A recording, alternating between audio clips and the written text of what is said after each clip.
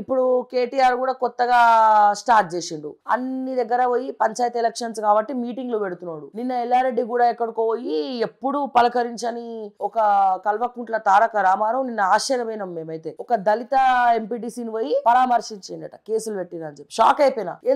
ఎందుకు పరామర్శించిండ్రా నాయన అంటే అంత డ్రామా ఎందుకు? ఇప్పుడు స్థానిక ఎన్నికలు వస్తున్నాయి. ఈ స్థానిక ఎన్నికలు అంతకుముందు ఎప్పుడన్నా పోయి వీళ్ళు మాట్లాడిన మొహాలేనా? వీళ్ళు అంతకుముందు ఎప్పుడన్నా వెళ్ళి మాట్లాడినరా? ఎవరన్నా ఒక ఓదార్చిండ్రా? దళితులకు బీఆర్ఎస్ హయాంలో న్యాయం జరిగిందా? దళిత బంధు ఇచ్చినటువంటి బీఆర్ఎస్ పార్టీ ఆ దళిత బంధును కూడా సిగ్గు లేకుండా కొట్టేసినటువంటి బీఆర్ఎస్ ఎమ్మెల్యేలు కొట్టేయలేదా దళిత బంధుని? ఇదే ఎల్లారెడ్డి కామారెడ్డి నియోజకవర్గం సమీపంలో ఒక హోటల్లో ఒక బీఆర్ఎస్ నాయకులు టార్చర్ పెడుతున్నారని చెప్పి తల్లి కొడుకులు సూసైడ్ చేసుకొని చచ్చిపోలే. ఇవన్నీ ఎట్లా మర్చిపోతారు ఎల్లారెడ్డి కూడా బీఆర్ఎస్ పార్టీని? ఈ రోజున దళితుడి మీద కేసు పెట్టినరని చెప్పి ప్రగడ్బాల్ పలికేటువంటి కేటీఆర్ మరి ఈ దళిత బంధు ఇస్తామని చెప్పి మీ ఎమ్మెల్యేల గురించి రకరకాల స్టోరీలు చేసినాం. ఇగో బల్కా సుమన్ దళిత బంధు నొక్కేసిండు కమిషన్లు, అక్కడ రాలే.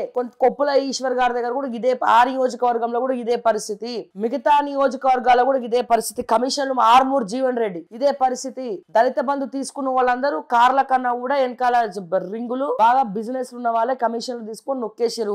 ఇది వాస్తవం, ప్రూఫ్స్ తో సహా ఓకే టీవీ నిరూపించింది. దమ్ముంటే వేముల ప్రశాంత్ రెడ్డిని గాని, దమ్ముంటే కేటీఆర్ ని గాని, దమ్ముంటే ఆ ఎల్లారెడ్డి కూడా మాజీ ఎమ్మెల్యేని గాని నిరూపించమని చెప్పు. అంతకు ముందు వీళ్ళకి ఎప్పుడు దళితులు కళ్ళ ముందు కనవడలేదు. దళిత బంధు స్కామ్ జరుగుతుంటే కూడా వీళ్ళు ఎమ్మెల్యేలని క్వశ్చన్ చేయనటువంటి దిక్కుదోచని పరిస్థితిలో ఉన్నారు.